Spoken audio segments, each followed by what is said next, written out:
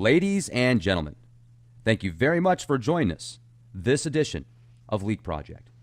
I'm your host, Rex Bear, and we have two guests with us tonight, folks. We have Dr. Elisa Medhus, and we also have Kim Babcock. Now, Kim is a psychic and has been doing readings for over 5 years. Now, she is rather new to channeling, and there is a new blog called Channeling Erik, where the community and others connect to hear about what Erik has to say from the other side. Now, after reading Dr. Medhus' first book, My Son and the Afterlife, and the new book, My Life After Death, she has been working closely with Erik and is honored to be a voice for him. So this is just fantastic to have you both on the show with us. We had a couple issues with Skype at the beginning. Kim was actually going to do video, but because of the limited bandwidth, we're just going to have audio with her. But it's just a blessing to speak with all of you guys. Thank you for joining us here at the Leak Project. How the heck are you? We're fine, Rex. Glad to be on, and thank you for having us. Absolutely. Yes, glad to be here, Rex. Thank you. Oh, thank you. I mean, certainly it's just a pleasure to speak with you guys. And if we could talk a little bit about you first, Kim. You say you've been a psychic for about 5-6 years now. I mean, was there just a switch that turned on in your brain one day? You woke up from a dream? Did you get hit by a car, fall down some stairs? What happened? Oh, man. Luckily, none of that happened, but it was pretty interesting how it happened. Many people have heard me share a story that I specifically remember when I first started seeing spirit. I consider myself a medium, and I didn't even know what was happening, but I knew I was seeing my husband's grandfather shortly after he passed, and he kept showing me a pocket watch. Later, I asked my mother-in-law, which it was her father, if she had any idea why her dad was showing up and showing me this pocket watch, and she went in her bedroom and got it. So at that moment, I kind of understood, okay, he's communicating, communication is happening, and just the fact that my mother-in-law had that pocket watch kind of validated that. So I kind of, went home and thought, now what the heck, why did that happen? So I sort of just opened myself up to learning about metaphysics and quantum physics and reading as much as I could. And just in the meantime, really just allowing it to happen whenever it needed to and however it needed to. So I just began to listen outside of the physical noises. And that's when I really began to tune into messages. So it is definitely something that sought me out. Well, I guess I shouldn't even say that. That's a whole other explanation though. But it's never something I set out to do in life, to be a medium. But it has quickly pulled me into understanding my spirituality and, used to practice physical therapy and making a complete switch to working full-time now doing readings. I feel so much more fulfilled. So it's been a wild ride. I've gone through a lot of ups and downs all along the way, but extremely blessed to be right here, right now. Yeah, absolutely. That's fantastic. And tell us a little bit about your life so far. Elisa, what has it been like for you? Oh, goodness. Where do I start, Rex? Well, first of all, let me say that I'm a physician with 5 kids and living in Houston. And my son, at 20 years old, just turned 20, died, took his own life 6 years ago. And that was really obviously horrible, just devastating. But it really made it worse for me because I am a physician. So my whole world is science, Science taught me that if you can't perceive it with your senses or measure it with some sort of instrument, then it didn't exist. And not only that, I was raised by atheists. So that made it really tough because my parents were militant atheists. The first words my father uttered after I told him Erik died was, "I'm sorry, Lisa, but Erik's going to turn to dust." So it really made it very difficult for me to answer the question that was the most important in my life. And that was like, does Erik exist anymore? And if he does, where in the heck is he? So that started what really started my journey is 3 days after Erik died, my militantly atheist father called me in a panic.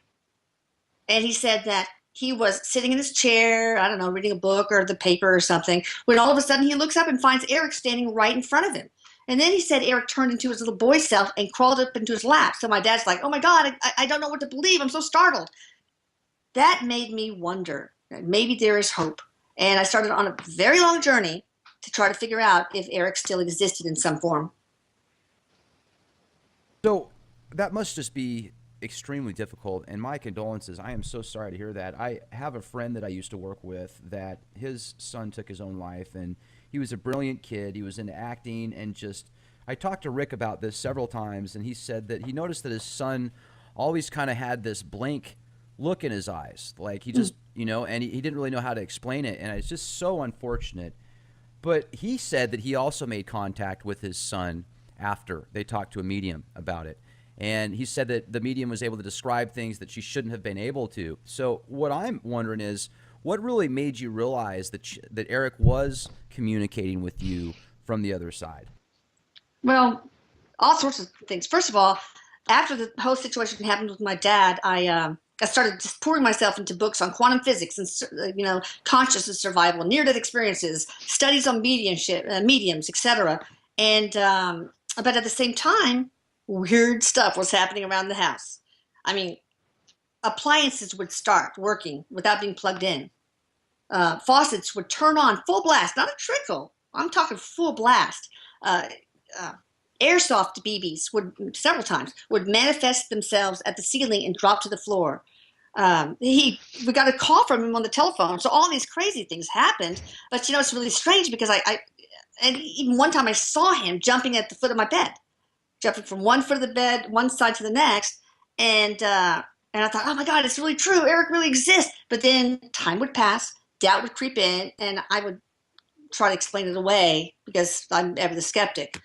But then I had something that occurred that made me go from like, oh, I'm 90% sure Erik still exists to I'm 100% sure. And that's when I heard his voice on a recording and had it analyzed by a sound professional. And once we confirmed that, yep, that's Erik, that's it. 100% sure, never to go back. So you were able to pick up a voice recording? Oh, yeah. I have several of them now. In fact, we may pick up one here because we've been on several radio shows. And for example, I remember one, the host called me the next day and said, look, I was listening to the recording and I hear this voice, that was not heard live. And it's Erik shouting the word minions. And he was being translated by medium Jamie Butler at the time.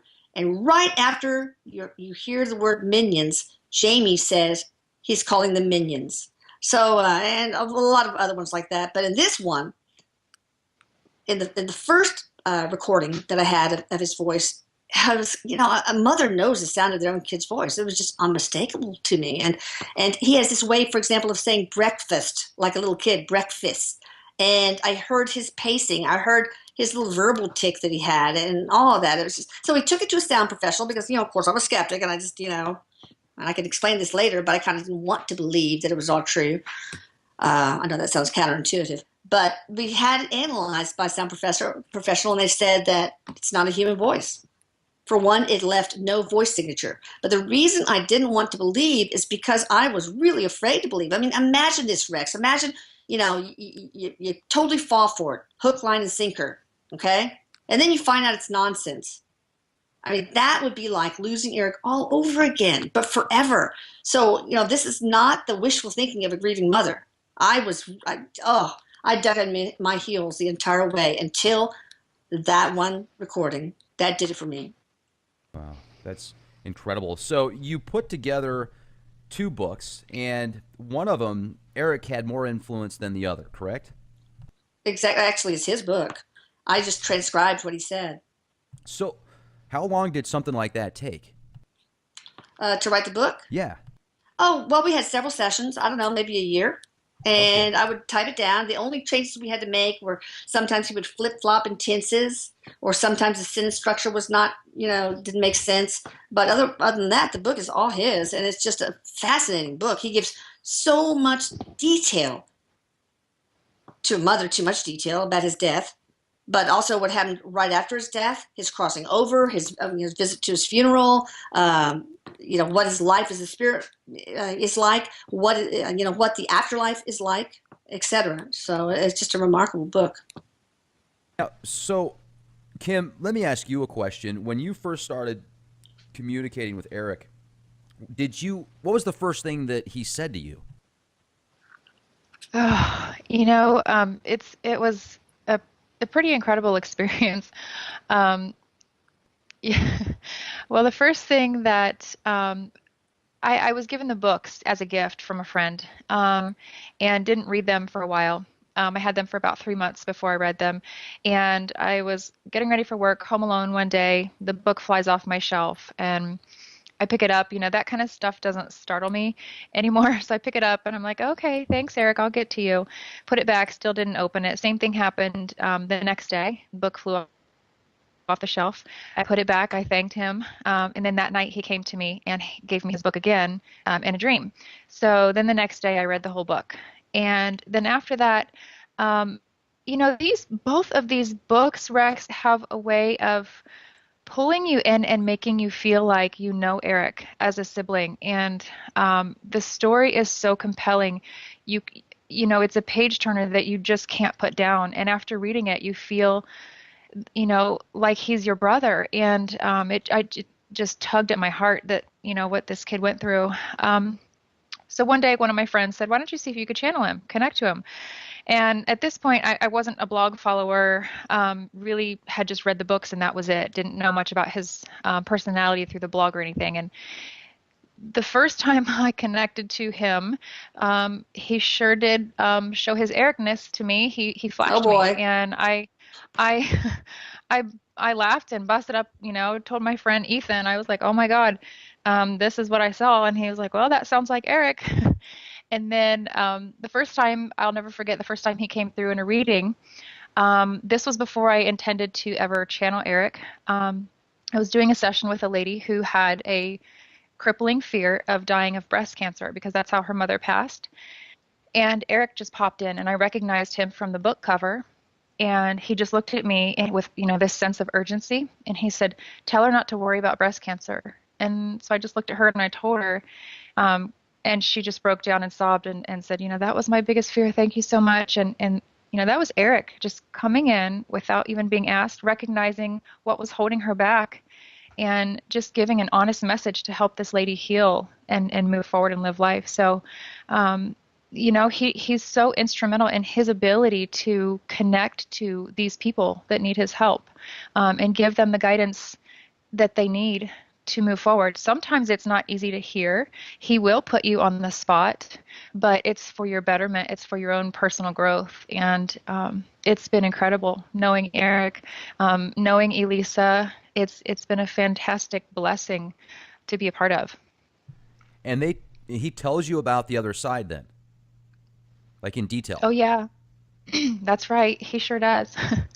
Can we talk about Through that? the book? Absolutely. Wonderful. I mean, He that's tells you. the golden key right there. That's the $1,000,000 question. I'm sure everybody wants to know what it's like on the other side. Well, it's amazing yeah. because he goes through a lot of detail in the book about what life forms there are there, what the sky looks like, how it has a different texture of its own, what God is like.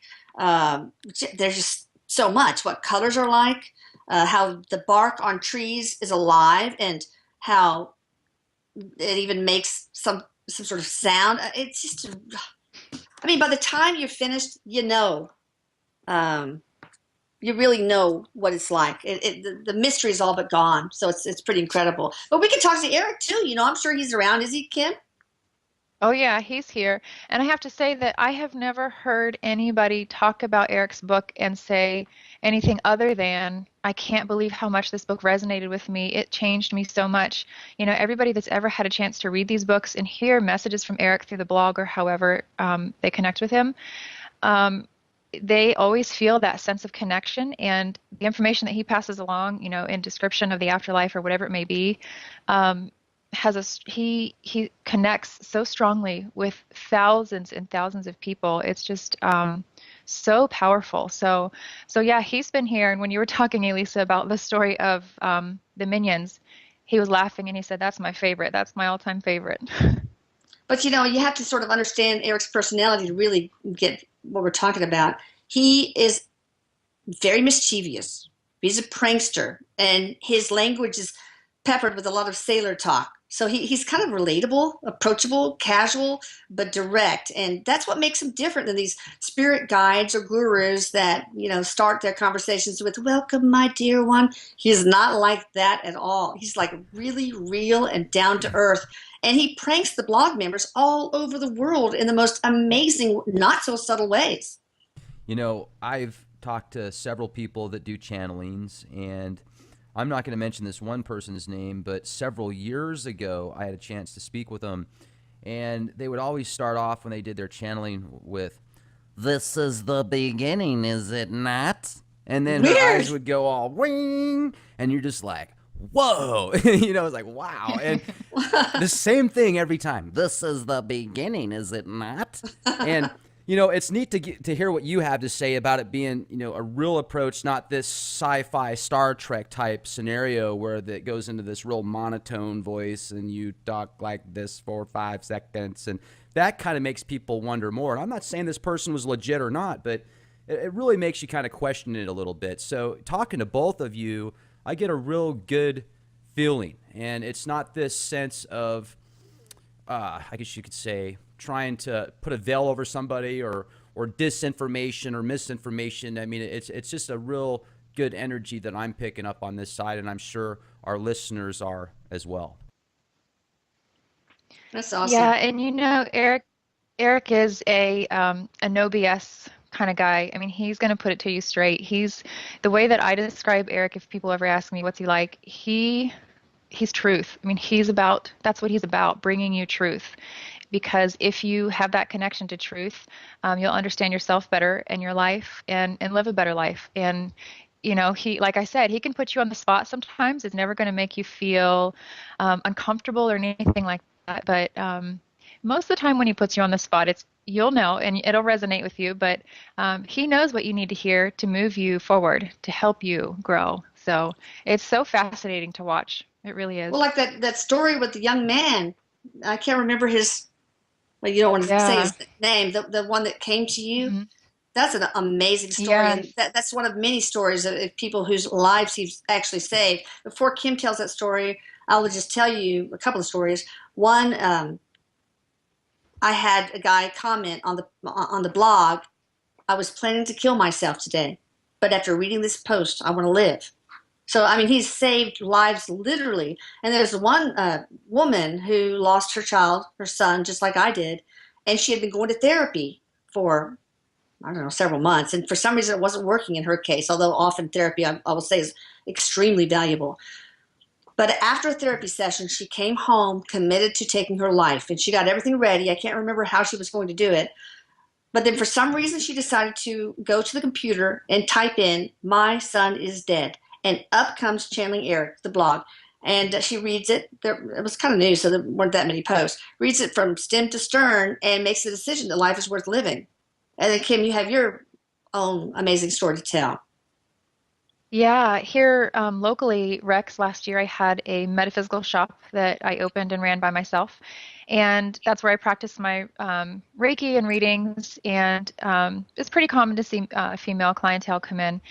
And one day, and I live in a village. It's so small, it's considered a village. So one day I had this gentleman come in for a reading. He was 18 and just, a young kid come in, kept his head down the whole time. And we went, in my private room and sat down and did the session. And he would not make eye contact with me. He kept his head down. He had recently lost his father, and 6 months prior to that, his best friend was killed. So he was in a really dark place. But, his father came through and his best friend came through, and they were giving him messages of validation that they're okay. And then all of a sudden, Erik literally just popped in and yelled, "Do not take your own life." And I looked at him and I said, "Are you kidding me?" Because that's, you don't just pass that along. I mean, there's huge responsibility with this. And so I looked at Erik and I said, "Are you sure?" And he said, "Yes, tell him, do not take your own life." And so I looked at the client and I told him, I said, there's this kid named Erik. And I told him Erik's whole story.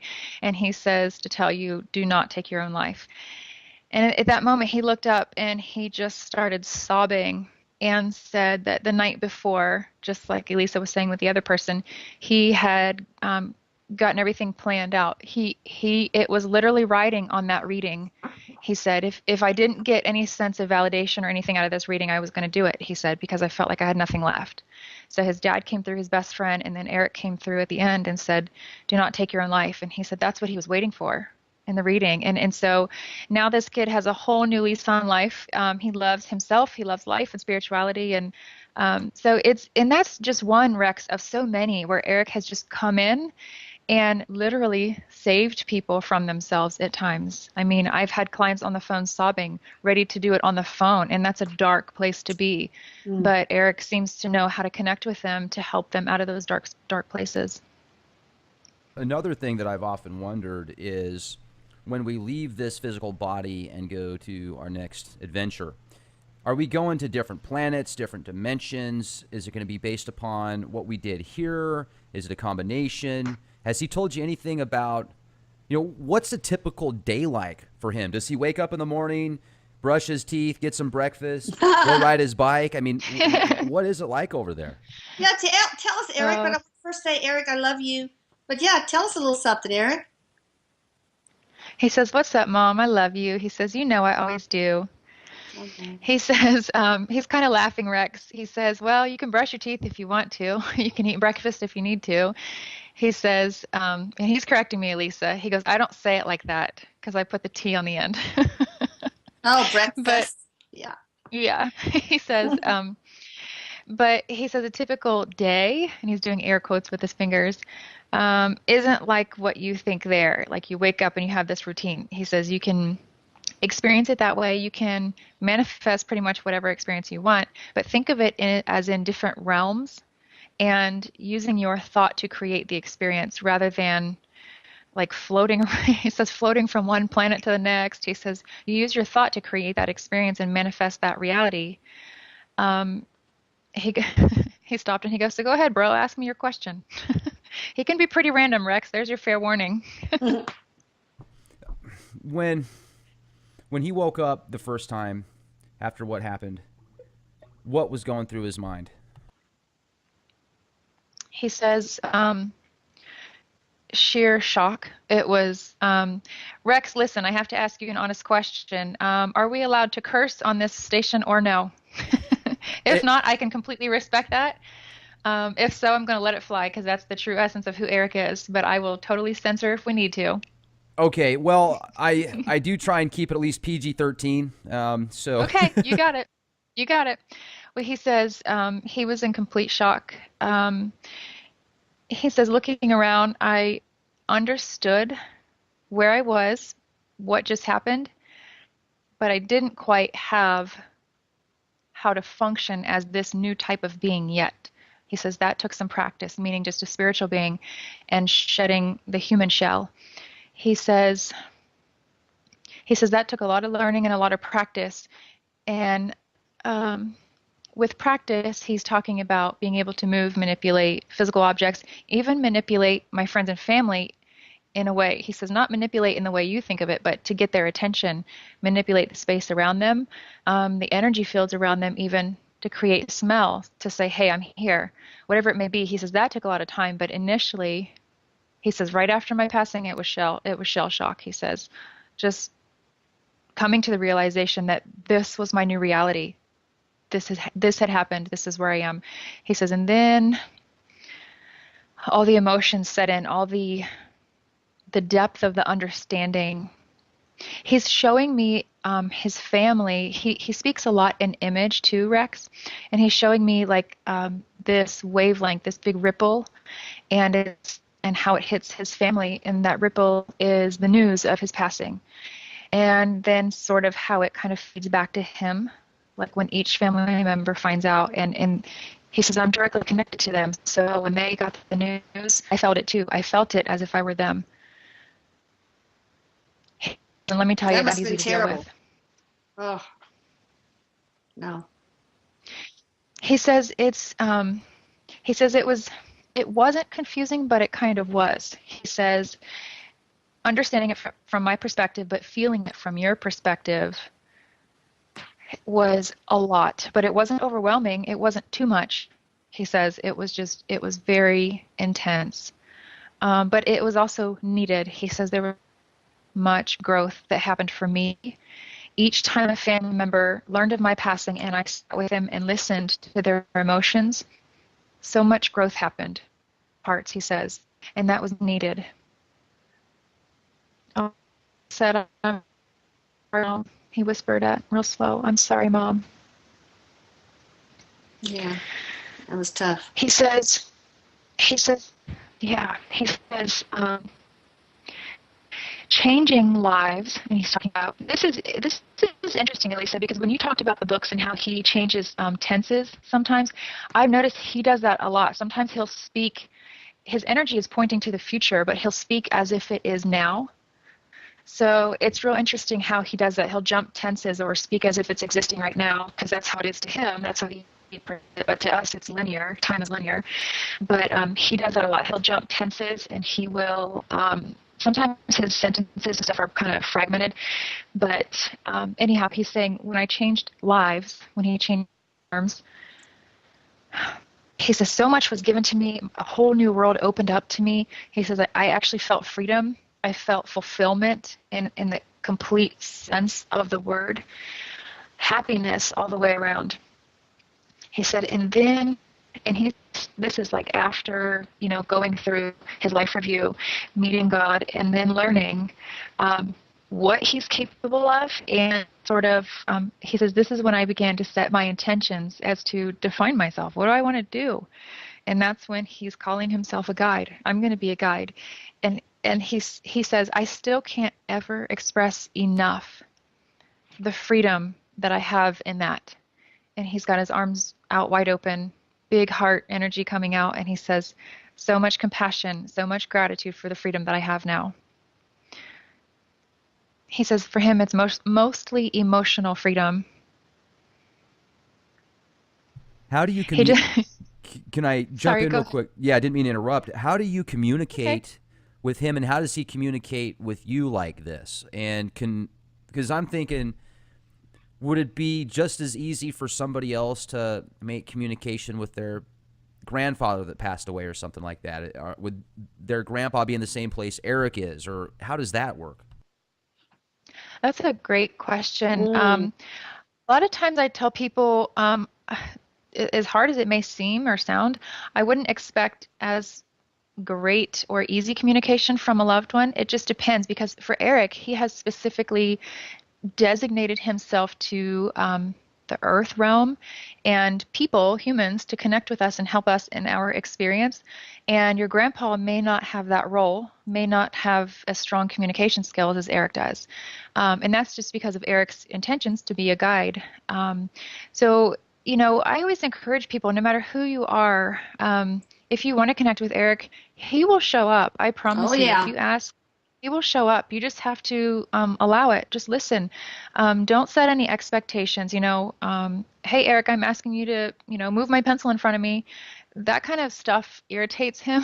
If you leave it open, I promise you that he will show up for you. But if you want him to prove it, in a sense, he gets a little testy. Like, I don't need to prove to you that I'm here, because I'm here. Well, expectation, everything's energy, right? Even matter. Einstein referred to as frozen light. And expectation is a very dense energy. So is grief, by the way. And so when you are in either, when you are, have these hard expectations, or when you're really depressed or grief stricken, it's really a very dense energy for spirits to try to work with. They have difficulty with it. Because their energy, their vibrational frequency is so much higher. It's outside of the visible spectrum on the electromagnetic spectrum. You have this big electromagnetic spectrum where every kind of energy vibrates at a very unique frequency. X-rays, microwaves, infrared rays, etc. And we occupy a tiny little sliver called the visible range. That's where our world is. That's where we see things. That's where our senses operate. And, spirits operate at a higher frequency outside of that range. And so if you are in a lower vibrational frequency, then they have to lower their frequency so much more to get to the bottom of that range. Yeah. There's science behind all of this. Yeah, exactly. There sure is. And he says, if you set expectations, then you're not even going to see me. He kind of like shrugs his shoulders up. He says, you're not even going to see me. It's too much of a difference as far as your vibrational frequencies. So the more that you align, that's what we call meditation and all that to raise our vibration and connect with them. The more you can see, hear, sense, and feel. So, when I can communicate with Erik, for me, it happens in so many ways, Rex. It happens through image. He shows me a lot of image. Sometimes I just hear him talking, which is probably the most frequent way that he communicates. Other times I don't see or hear, but it's almost like a strange sense of knowing. It's like just information comes into my head, and I know the vibration of Erik, so I know that that's the source. So it's for him, it's really how he wants to be perceived. I know it depends on my vibration too. So, but he's someone who I've become familiar enough with that it's kind of like being on a light switch. And it's so funny. People are always like, well, what does Erik think? And I'm like, well, I haven't asked him. And they're like, oh. So it's like, something that I'm always tuned into his frequency, but as soon as you ask for that, it's there. You just have to accept it and allow completely surrender your expectations. And it happens in so many ways. My heart chakra just goes crazy when I connect with Erik. Just, I don't know, maybe that's just where I work off of the most as far as energy. But he himself, the way that he has set his intentions to communicate with us, I think that's why it's so easy too. So, communicating with other loved ones isn't nearly as easy as it is seeing Erik. So.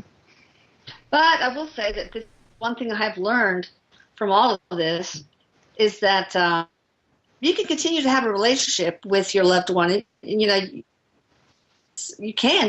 There's nothing different about them. They just don't have that physical shell anymore, and they're in a parallel dimension. But otherwise, they're the same. They just don't happen to have any of the mental or physical illnesses that might have plagued them in life. And they want to continue this relationship. In the Western culture, we're all like, oh, let them rest in peace. But they really don't want that. They want the relationship to continue, and it'll be different, but it will be real. I find it fascinating how you brought up just a moment ago, we only see a very limited amount of what's actually there, because I was talking to Dr. Joseph Mara earlier today, and he was describing the light spectrum and what we see, what we don't, and about 0.01% of it we're able to pick up on with our physical eyes, but then our brains and our previous experiences filter out about 50% of that. So much is out there that we don't see, and I'm glad you brought that up because it just runs parallel, that quantum physics theory of us, we're all connected, yet we're individuals at the same time. That's incredible. Now, when you put this book together from his words and from what he is experiencing over there, it sounds like it's a real conscious-based life. You think it, you create it, yet are there hardships there also, or is it just something that's real fluid and, you think it, you want it, you create it? Well, yeah, you think it, you create. I mean, thought creates reality. That's physics there. But he did have something he struggled with, and that was seeing and feeling all the pain he left behind. I mean, it was like an atom bomb went off in our family. It was very difficult, and he did not know what to do with that. So he had other guides over there help him process that and get over it. But otherwise, negative emotions there aren't the same as they are here. They can't hold on to negative emotions like hate or jealousy or pettiness, etc. It's like trying to grab onto greased monkey bars. It just doesn't work. They can't maintain that energy. Let's talk about possibly the next level from there. I mean, can he choose to come back here in another physical body, or do you go somewhere even higher level from there? Is it some type of purgatory? And when I say purgatory, I just mean kind of in transition. So absolutely. Rex, can you hear me okay? Yeah, I can hear you okay. Okay. It's funny because he's answering the question as you're asking it. He says this really depends on your thoughts. He's tapping on his temple. So he says this really depends on your thoughts, what you think, what you want to create. He says I could go, and he's doing air quotes with his fingers again, higher, as in a higher vibrational frequency, a guide, higher, but not as connected to the earthly realm. And then as far as incarnating, no, and he says not for a while, not for a while. He keeps repeating that. So he's really connected, and he's explaining this. He says, I'm really connected to my role right now, and I want to keep doing this right now. He says, it's so funny. He's got his arm out wide, like he's trying to scoop up a bunch of children and kind of gather them all in. I haven't nearly done what I'm setting out to do. So I haven't achieved what I want yet. And he's just got like this ornery grin on his face when he says that. But there's a lot of there's so much that he's trying to achieve with so many people. It's a collective effect. It's a movement that he's sort of creating among thousands. And Rex, it just blows my mind. It's worldwide. It's not just here in the U.S. People know Erik in Australia, in the U.K., Ireland, Finland, you name it, all over the place. So he says, I'm going to be here for a long time. In talking about not incarnating into the physical sense, he says, because I want to maintain me, meaning Erik, for now, and continue working with people. He's just kind of rambling. He says, we still need a lot of help. We still need a lot of love. We still need new ways to look at love and find love. So I want to keep teaching that, he says. Now, does he see things here on this realm that happen before we do? That's a good question. He's like, well, yeah. That's how he answers it. Sometimes he's so matter of fact, and I'm like, Erik, this isn't matter of fact really for us. But he says, well, yeah, because he's talking about before. He says the word before indicates linear. He's making up words. He says it indicates a linear. Yeah, he said viewage. I said, I don't think viewage is a word, like viewing time in a linear sense. So, but it's all. He says it's already written, all of it. Anything that happens, is going to happen, has already happened, is already written and recorded. It's just a matter of when your consciousness collides with it, as far as you picking up and perceiving it and say, oh, it exists. So he says that's how there's really no linear aspect to it. So to say that I can see things before you experience it, yeah, I know what your consciousness has picked up and what it hasn't. He's literally showing like a ball of energy walking down a sidewalk and meeting a blade of grass. And then the next blade of grass, it didn't meet it. Like, so it just kept on going. So it's not aware of whatever information that blade of grass was holding. So he's saying that goes to say for any event that you may experience in your life. If your consciousness collides with it, it is a part of you. So that's how I can look at you and see, and possibly say, I don't want to say forewarn though. He says forewarn you about future, but he never really warns people. He'll say, get ready for a change or expect this or that, but he'll never put it out like a warning because that plants fear and it's totally not who Erik is. But so yeah, he says I can see things before you experience them, but it's not really before. Hopefully that makes sense. But time is irrelevant, so I guess. But it's relevant depending on what you're doing. So, yeah, it kind of makes sense. I'm grasping the theory right now. Yeah, good stuff. He said it's relevant depending on your awareness. Okay. So how often is he the only person that you communicate with on the other side, or do you often have an opportunity to speak with other spirits and people as well? Oh, no. Erik is one of many. I consider Erik a part of my team now. I have my own little personal team of spirit guides, but I also communicate, I work as a medium and I do regular sessions too that are not channeling Erik sessions. So it's just bringing in people's loved ones to help bridge that gap, between the physical life and the afterlife, where people think, where is my loved one? And that's, what I want to do is help bring people back together and sustain that relationship. So I talk to all kinds, many from, just in prayer. I'm sure just like so many people of you out there do talk to God, Jesus, Mary, whoever, it's endless. And all it takes is just your belief to know that that connection is there. Now, Elisa, you're out there in Houston, so you're just a few hours from San Antonio. And I've noticed, I've been in Texas now for about 7 years. It's grown leaps and bounds out here in southern Texas since I moved here. And most people in this neck of the woods, I guess you could say, the overall archetype of people, it's a little bit different than the Northwest or the East Coast or the Midwest. I mean, everybody's got their own genre, but it seems as if, it's a hip culture and neat people, but they're a little bit more down to earth per se versus going to Santa Fe or San Francisco or Seattle. Now, in Houston, it's a huge city. I mean, it's one of the biggest cities in the country, and there's it's a big melting pot, I guess you could say. But what's the overall essence of people's awareness and their approach towards the kind of stuff that you discuss with being able to communicate with your son on the other side? Well, that's a really great question. And, we're part of the Bible Belt, I think, really. And so it's very controversial, the beliefs that Kim and I and others share. Even though science is really getting in the mix and proving a lot of this stuff, it's still a challenge. I don't try to convince anybody. People had to find their own path to belief, just like I did. And my path was extremely bumpy. But it's amazing. When I go to a party, for example, somebody might say, well, what do you do for a living? I said, well, I do this and that, and I write books. Oh, what's your books about? And I go, oh, no, please don't make me open up this can of worms.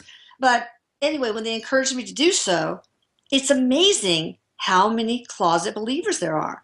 I'll start talking about this. Oh, my God, this is amazing because my grandma, Kate, she appeared to me the day after she died. And there's one lady that said, oh, my God, it's amazing you talk about these things because last Tuesday I saw 2 angels standing by my dumpster. It's like, it's amazing. There's a lot of people who believe who are really afraid to admit that they believe. Now, the hardcore Christians, the Bible teaches them that, you're talking to the devil, et cetera, et cetera. So it's a little bit more complicated when you're having conversations or trying to have conversations with those kind of people.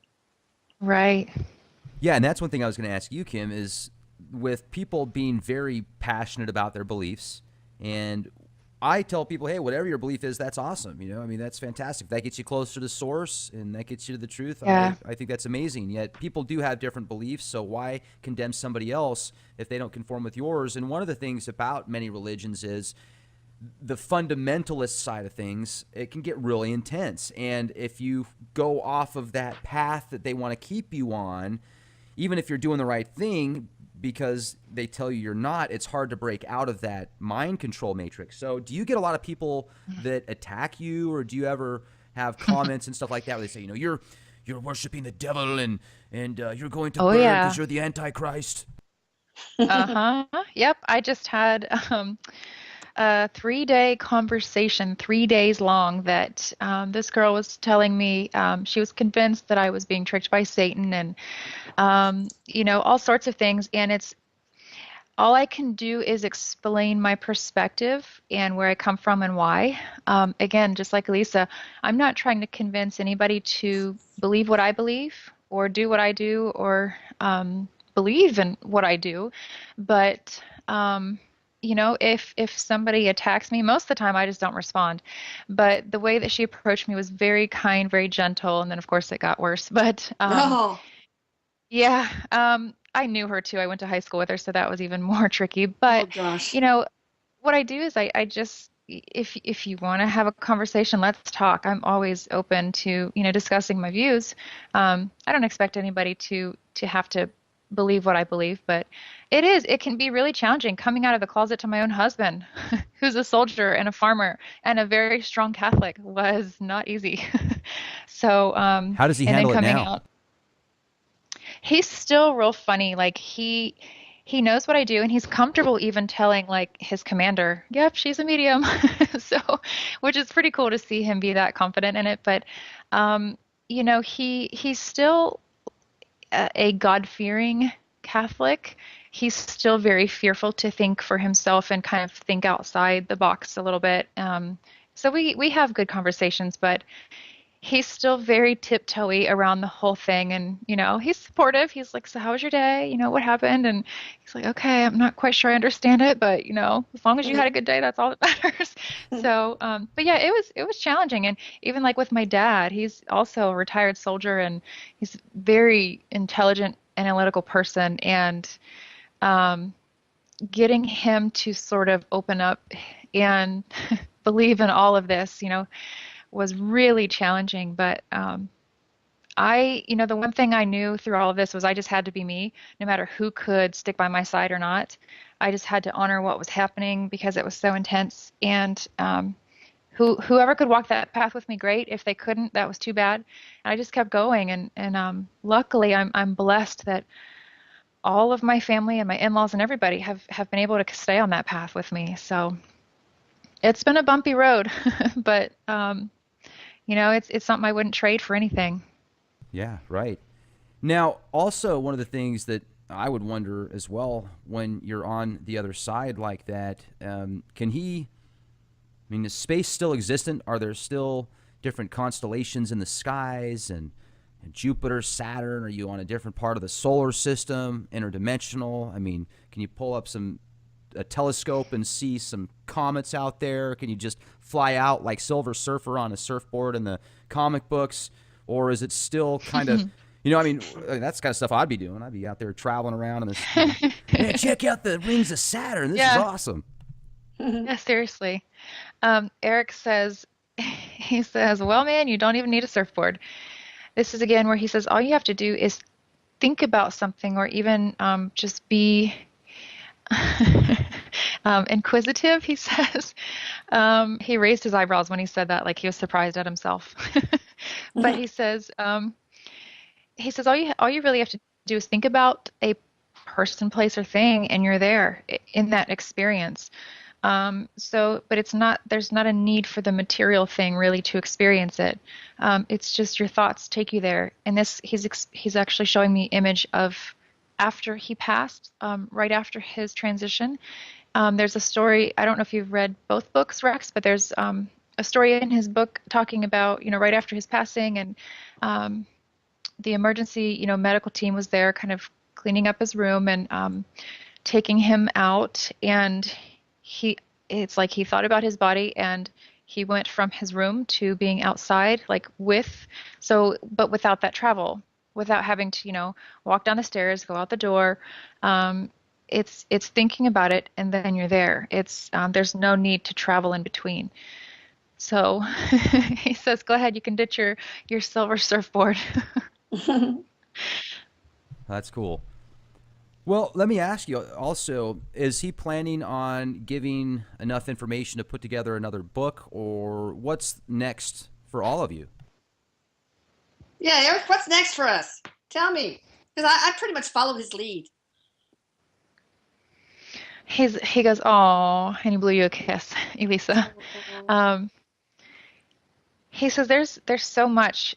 He says that he hasn't even reached the climax of what he wants to do, as far as teaching people, moving people, enlightening, and opening people up. We do have a tour coming up where Erik is going to teach people through myself and through another medium, Heather Quinto. And so this will be an 8-city tour that's, designed to help people learn about their own abilities, an opportunity to ask Erik personal questions through gallery-style readings. And then when I asked him, I said, are you going to write another book? He says he will. This is not going to be, he says, he's so goofy, I swear. He says, it's not going to be about me, it's going to be about you, but you being the reader. It's going to be about the way you can change your beliefs to change your life, or not even your beliefs, he says.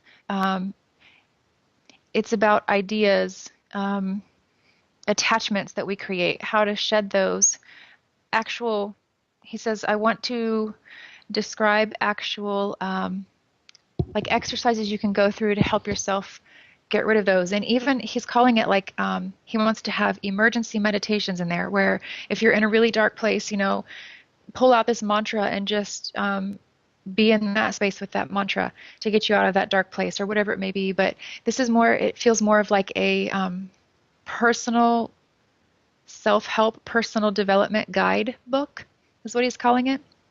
So, yeah, go ahead. Thanks for the heads up, Erik. I guess I got my work cut out for me. This is the new one to me, Rex. Nice. You heard it here first. Oh gosh. He's like, I got a lot of tricks up my sleeve, and I was laughing because he was talking and communicating like a mime would. And I looked at him, I said, Erik, why don't you just talk? I can see you and I can hear you. And he's like, oh, fine. Like, that's no fun. So he was acting like a mime. That's why I was laughing. He's very playful, Rex. He's very animated and really charismatic. So he keeps it interesting, that's for sure. That's great. Well, it sure has been just wonderful to speak with all of you. I appreciate you coming on the show with us here at the Leak Project. And I'd like to recommend our audience, if you're interested in learning more about some of these experiences and what it's like on the other side through Erik, go to kimbabcock.net. You can have access to not only My Son in the Afterlife book, but also My Life After Death. And this is just great. I appreciate y'all coming on the show with us. Thank you so much, you guys. This has been wonderful. Thank you, Rex. It's been a pleasure. Bye, Erik. I love you. Come visit. Yes, thank you, Rex. Thank you. He says, I love you, Mom. Love you more. This is great.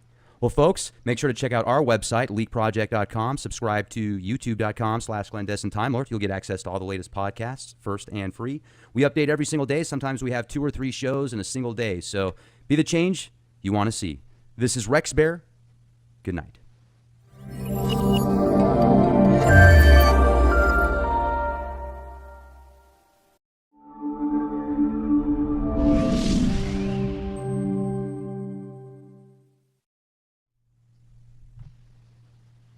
Ladies and gentlemen, thank you very much for joining us this edition of Leak Project. I'm your host, Rex Bear, and we have 2 guests with us tonight, folks. We have Dr. Elisa Medhus, and we also have Kim Babcock. Now, Kim is a psychic and has been doing readings for over 5 years.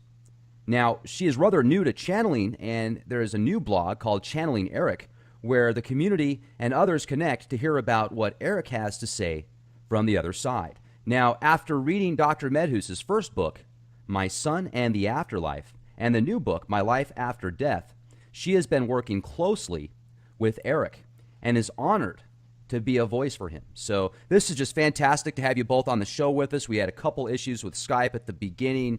Kim was actually going to do video, but because of the limited bandwidth, we're just going to have audio with her. But it's just a blessing to speak with all of you guys. Thank you for joining us here at the Leak Project. How the heck are you? We're fine, Rex. Glad to be on, and thank you for having us. Absolutely. Yes, glad to be here, Rex. Thank you. Oh, thank you. I mean, certainly it's just a pleasure to speak with you guys. And if we could talk a little bit about you first, Kim. You say you've been a psychic for about 5-6 years now. I mean, was there just a switch that turned on in your brain one day? You woke up from a dream? Did you get hit by a car, fall down some stairs? What happened? Oh, man. Luckily, none of that happened, but it was pretty interesting how it happened. Many people have heard me share a story that I specifically remember when I first started seeing spirit. I consider myself a medium, and I didn't even know what was happening, but I knew I was seeing my husband's grandfather shortly after he passed, and he kept showing me a pocket watch. Later, I asked my mother-in-law, which it was her father, if she had any idea why her dad was showing up and showing me this pocket watch, and she went in her bedroom and got it. So at that moment, I kind of understood, okay, he's communicating, communication is happening. And just the fact that my mother-in-law had that pocket watch kind of validated that. So I kind of, went home and thought, now what the heck, why did that happen? So I sort of just opened myself up to learning about metaphysics and quantum physics and reading as much as I could. And just in the meantime, really just allowing it to happen whenever it needed to and however it needed to. So I just began to listen outside of the physical noises. And that's when I really began to tune into messages. So it is definitely something that sought me out. I didn't, well, I guess I shouldn't even say that. That's a whole other explanation, though. But it's never something I set out to do in life, to be a medium. But it has quickly pulled me into understanding my spirituality and, um, you know, used to practice physical therapy and making a complete switch to working full time now doing readings. I feel so much more fulfilled. So it's been a wild ride. I've gone through a lot of ups and downs all along the way, but extremely blessed to be right here, right now. Yeah, absolutely. That's fantastic. And tell us a little bit about your life so far, Elisa. What has it been like for you? Oh, goodness. Where do I start, Rex? Well, first of all, let me say that I'm a physician with 5 kids and living in Houston. And my son, at 20 years old, just turned 20, died, took his own life 6 years ago. And that was really obviously horrible, just devastating. But it really made it worse for me because I am a physician. So my whole world is science. Science taught me that if you can't perceive it with your senses or measure it with some sort of instrument, then it didn't exist. And not only that, I was raised by atheists. So that made it really tough because my parents were militant atheists. The first words my father uttered after I told him Erik died was, "I'm sorry, Elisa, but Erik's going to turn to dust." So it really made it very difficult for me to answer the question that was the most important in my life. And that was like, does Erik exist anymore? And if he does, where in the heck is he? So that started what really started my journey is 3 days after Erik died, my militantly atheist father called me in a panic. And he said that he was sitting in his chair, I don't know, reading a book or the paper or something, when all of a sudden he looks up and finds Erik standing right in front of him. And then he said Erik turned into his little boy self and crawled up into his lap. So my dad's like, "Oh my God, I don't know what to believe. I'm so startled." That made me wonder that maybe there is hope. And I started on a very long journey to try to figure out if Erik still existed in some form. So that must just be extremely difficult. And my condolences. I am so sorry to hear that. I have a friend that I used to work with that his son took his own life, and he was a brilliant kid. He was into acting, and just I talked to Rick about this several times, and he said that he noticed that his son always kind of had this blank look in his eyes, like he just, and he didn't really know how to explain it, and it's just so unfortunate. But he said that he also made contact with his son after they talked to a medium about it. And he said that the medium was able to describe things that she shouldn't have been able to. So what I'm wondering is, what really made you realize that Erik was communicating with you from the other side? Well, all sorts of things. First of all, after the whole situation happened with my dad, I started just pouring myself into books on quantum physics and consciousness survival, near-death experiences, studies on mediumship, mediums, etc.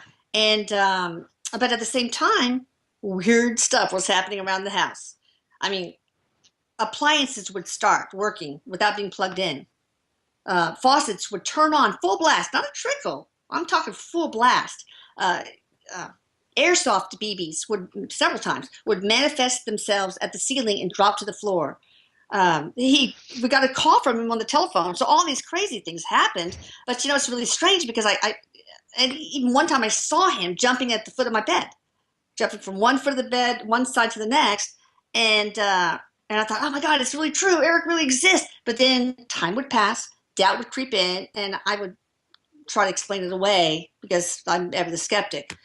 But then I had something that occurred that made me go from like, oh, I'm 90% sure Erik still exists to I'm 100% sure. And that's when I heard his voice on a recording and had it analyzed by a sound professional. And once we confirmed that, yep, that's Erik, that's it. 100% sure, never to go back. So you were able to pick up a voice recording? Oh, yeah. I have several of them now. In fact, we may pick up one here because we've been on several radio shows. And for example, I remember the host called me the next day and said, look, I was listening to the recording and I hear this voice, that was not heard live. And it's Erik shouting the word minions. And he was being translated by medium Jamie Butler at the time. And right after you hear the word minions,